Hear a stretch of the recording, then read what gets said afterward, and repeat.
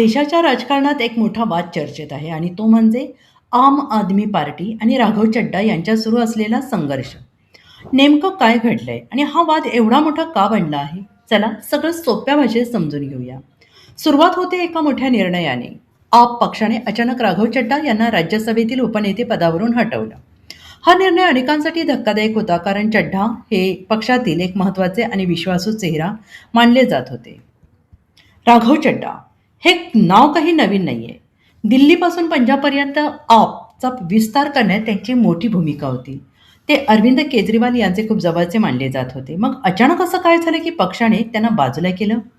आपकडून काही गंभीर आरोप करण्यात आले. पहिला आरोप, ते संसदेत पक्षाची भूमिका आक्रमकपणे मांडत नाहीत.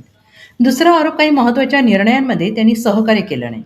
तिसरा आणि सर्वात मोठा आरोप, ते पक्षाच्या लाईनपासून दूर जात आहेत. काही नेत्यांनी तर असंही सुचवलं की राघव चड्डा यांचा झुकाव दुसऱ्या पक्षाकडे होऊ शकतो, जरी याबाबत कोणताही ठोस पुरावा समोर आलेला नाही. आता गोष्ट इथेच पलटी होते. राघव चड्डा यांनी या सर्व आरोपांना जोरदार उत्तर दिलंय. त्यांनी स्पष्ट शब्दात सांगितले की हे आरोप सर्व धादांत खोटे आहेत. माझ्या विरोधात साजिश रचली जाते आहे. आणि एक डायलॉग जो खूप व्हायरल होतोय, मैं घायल हूं इसलिए घातक हूं, या एका वाक्यानं राजकारणात खळबळ उडाली आहे. चड्ढा म्हणाले पुढे की ते संसदेत गोंधळ घालण्यासाठी नाही, तर जनतेचे प्रश्न मांडण्यासाठी आहेत आणि ते आपलं काम प्रामाणिकपणे करत आहेत.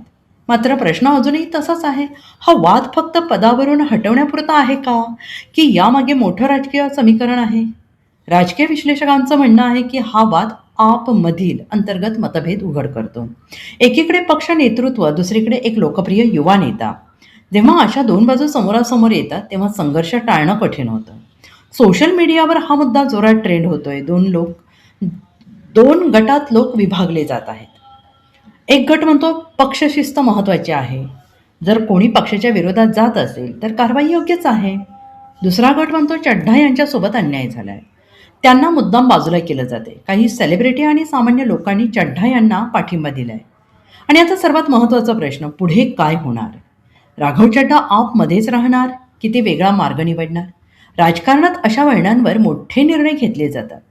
जर हा वाद अजून वाढला तर आपसाठी हा मोठा धक्का ठरू शकतो, कारण एक मजबूत नेता गमावणं कोणत्याही पक्षासाठी सोपं नसतंच.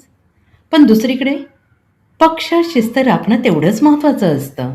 म्हणूनच हा संघर्ष फक्त दोन व्यक्तींमधला नाही.